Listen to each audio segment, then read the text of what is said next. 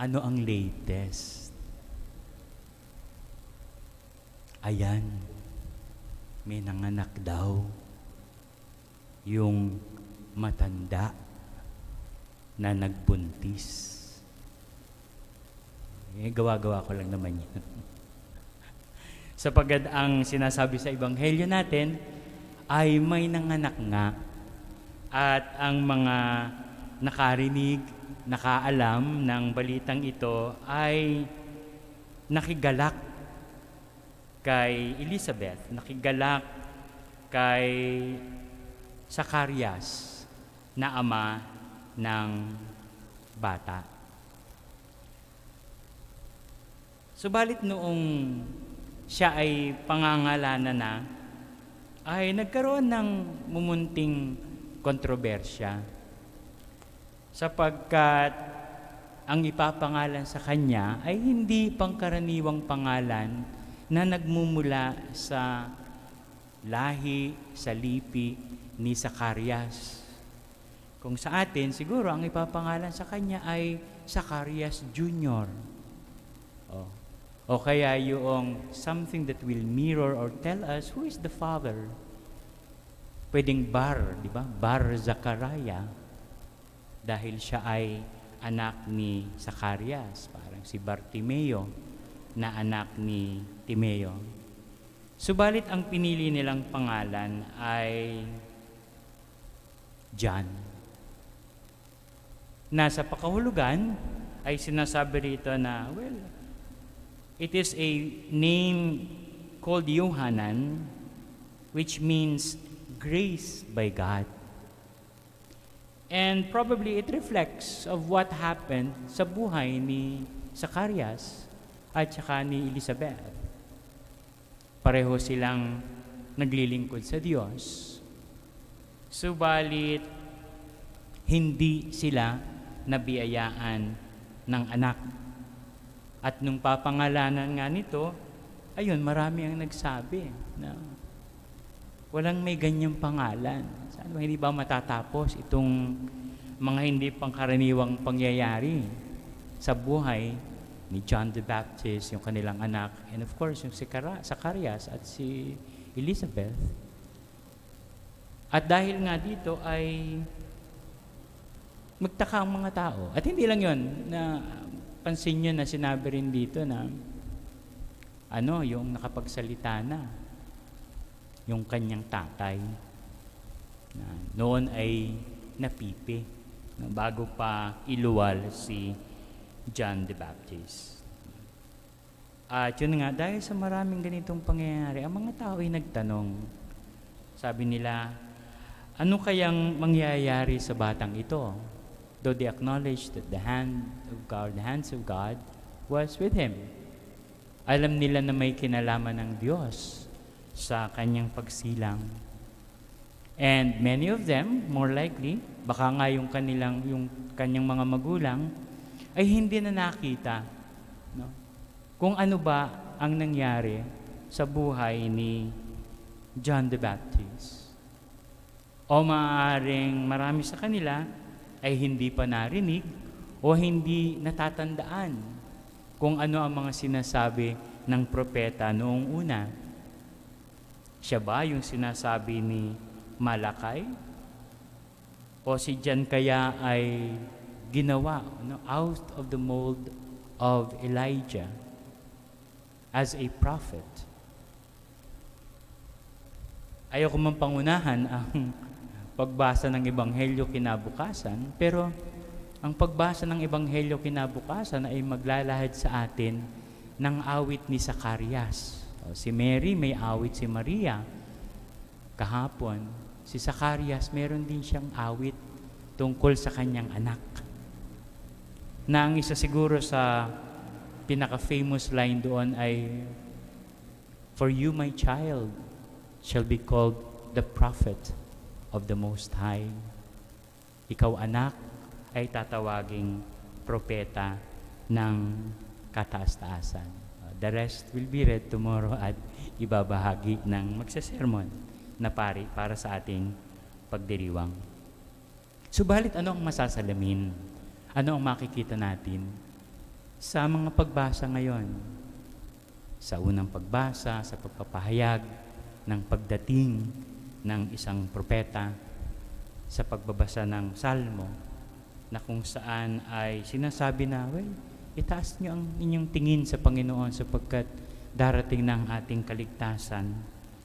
At sa Ebanghelyo ngayon, well, sinasabi rito na itataguyod ng Diyos ang mga aba.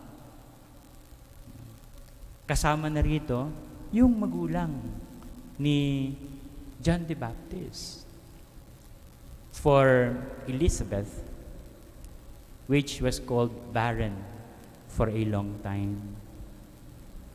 Alam niyo, isang, hindi naman siguro trahedya, pero sa mag-asawa, lalo na nung panahon ng ating Panginoon, ay sila ay nagmimithi ng magkaanak. Pag wala kang anak, ay tila baga hindi ka biniyayaan ng Panginoon, na kung saan ang mga bata, mga anak, well, katulad pa rin naman sa panahon natin, ay itinuturing na biyaya. No? Binibigyan ng galak ang sanlibutan. Magagalak. Bagamat mayroong kaunting pagbabadya ng pagbabago, paglilinang, sapagkat ang darating na maghahanda sa daraanan ng Diyos ay tila bagay yung tinatawag nating refiner's fire. Apoy na naglilinang. Apoy na kung saan ay susubok kung ang isang bakal ay tanso, ginto, pilak, o isang bakal na walang halaga, na nangangahulugan na tayo rin sa paghahanda natin sa pagdating ng Panginoon ay pinapaalalahanan tayo ng mga apoy na naglilinang sa atin, katulad ng mga propeta, katulad ni John the Baptist o ni Juan Bautista. At sa pamagitan din ng ating mga pagbasa, tinuturoan tayong tumugon sa mga pangyayari sa ating buhay ng may pananampalataya. Kung hindi man ang mga pagsubok natin ay katulad ng kay Sakaraya at saka kay Elizabeth, tayo ay paulit-ulit ding napapaloob sa iba't ibang pagsubok ng buhay. At tayo ba ay tutugon ng may pananampalataya? Tayo ba ay magkakaloob ng sarili katulad ni Maria na sinasabi, maganap nawa sa amin o sa akin ayon sa wika mo nung ipahayag sa kanya ang pagdating ni Jesus? O kaya naman ay kay Elizabeth at kay Sakaraya na naghintay ng napakahabang panahon, na naniwala sa Diyos, na sumunod nung sinabing pangalanan niyang John, sapagkat nasa salamin sa kanya ang kabutihan ng Diyos. At of course, sa buhay ni John the Baptist, buhay na inilaan sa Diyos sa paghahanda sa daraanan.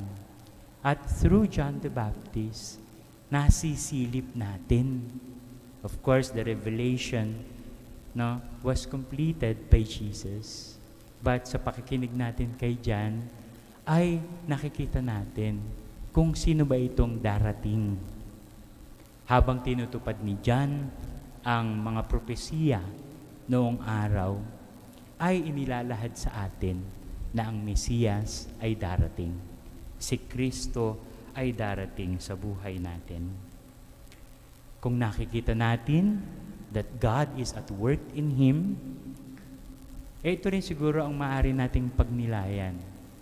That is God at work in us. Mas malimit siguro sa hindi, parang, Father, parang hindi. Kahit ang inyong lingkod, paminsan-minsan, ay nagkakaroon din ng mga yugto sa buhay na kung saan ay para bang mas nananaig ang kasamaan kaysa kabutihan. O kaya naman sa pag-uugali, minsan ay kinaiinisan ng iba. O tayo ba ay ganun din? O ang buhay natin ay kasiyasiya sa kapwa? Ang buhay ba natin ay salamin ng Diyos na nasa ating mga puso? Lalo na kung tayo gumaganap sa imbitasyon ng pagmamahal sa kapwa, imbitasyon sa pagtulong sa pangangailangan, at imbitasyon sa pagpapahayag ng salita ng Diyos. At kung ganon, sabihin natin, Lord, nawa sa pagsapit ng Kapaskuhan ay matutunan namin na magpasalamat sa iyong biyaya. The word John ay nagpapahayag ng iyong kabutihan. Nawa ay matuto kaming magpalalim ng pananampalataya. Sinasabi nga sa Catechism of the Catholic Church, no? By faith, man completely submits his intellect and his will to God. With his whole being, man gives assent to God, the Revealer. At ang pangatlo, nawa ay masalamin sa atin ang kabutihan na ipinahahayag ng Diyos. Sapagkat tayo man, sa mga mumunting paraan, ay kababanaagan din na ang Diyos, ang kamay ng Diyos ay nagtatrabaho sa ating buhay. Amen.